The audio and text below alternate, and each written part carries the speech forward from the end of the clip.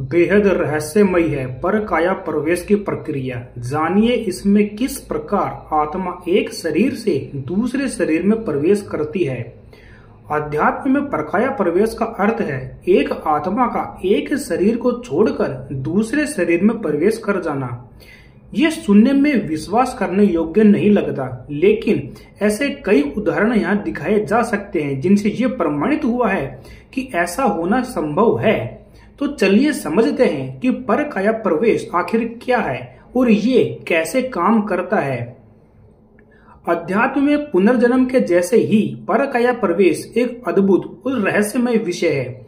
परकाया का अर्थ है कि एक व्यक्ति अपने शरीर के बाहर दूसरे शरीर में प्रवेश कर जाता है, अर्थात जब एक सिद्ध योगी अपनी योग साधना के बल से जीते जी किसी दूसरे के मृत या जीवित शरीर में सूक्ष्म रूप से प्रवेश कर जाता है तो उसे कहा जाता है परकाया प्रवेश। इसके बारे में वेदांत और तंत्र शास्त्र में विस्तार से बताया गया है। प्राचीन समय में परकाया प्रवेश के कई उदाहरण देखने को मिलते थे और आज के युग में कुछ ऐसे केस सामने आते हैं जो परकाया प्रवेश के सिद्धांत को कहीं न कहीं प्रमाणित करते हैं। ऐसी ही एक घटना उत्तर प्रदेश में हुई थी, जहां एक शादीशुदा महिला की मृत्यु के तुरंत बाद किसी दूसरे की आत्मा उसके शरीर में प्रवेश कर गई थी। परकाया प्रवेश का एक बड़ा उदाहरण शंकराचार्य जी हैं। जब उनका एक विदुषी महिला भारती से शास्त्रार्थ हुआ, उन्हें काम शास्त्र के विषय को लेकर शास्त्रार्थ बीच में ही रोकना पड़ा था, क्योंकि उस विषय पर शंकराचार्य की जानकारी कम थी और अनुभव शून्य था। इसलिए उन्होंने उससे समय मांगा। इस समय अवधि में उन्होंने अपने सूक्ष्म शरीर को एक राजा के शरीर में प्रवेश करवाया और राज का जीवन जीकर काम शास्त्र का ज्ञान प्राप्त किया। इस दौरान उनके स्थूल शरीर की सुरक्षा उनके शिष्य ने की। शंकराचार्य ने जैसे ही ज्ञान प्राप्त किया, वो अपने असली शरीर में लौट आए और फिर भारती से चर्चा करके उनको शास्त्रार्थ में पराजित कर दिया।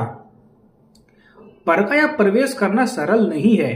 परकाया प्रवेश ध्यान, योग, ज्ञान योग और योग निद्रा द्वारा संभव हो सकता है। कोई सिद्धस्थ योगी, संत, महात्मा या फिर कोई सिद्ध पुरुष ही योग क्रियाओं के द्वारा परकाया प्रवेश कर सकता है। परकाया प्रवेश का सिद्धांत इस बात पर आधारित है कि मानव शरीर दो प्रकार का शरीर है। एक स्थूल शरीर जो दिखाई देता है और दूसरा सूक्ष्म शरीर जो कि दिखाई नहीं देता।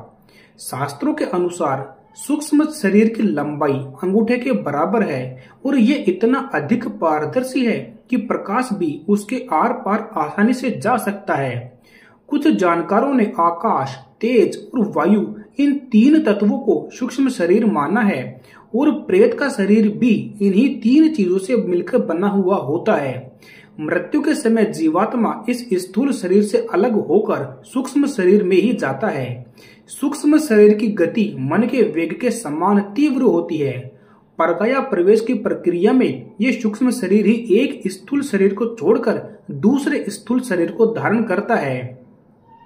शास्त्रों में काया प्रवेश की प्रक्रिया का वर्णन शास्त्रों और वेदों में परकाया प्रवेश के अलग अलग तरीके बताए गए हैं। अष्टांग योग के अनुसार इंद्रियों को नियंत्रित करके साधक के सूक्ष्म शरीर को अन्य किसी जीवित अथवा मृत व्यक्ति में प्रवेश करवाया जा सकता है। वहीं योग वशिष्ठ के अनुसार रेचक प्राणायाम के लगातार अभ्यास के बाद में अन्य शरीर में आत्मा का प्रवेश किया जा सकता है।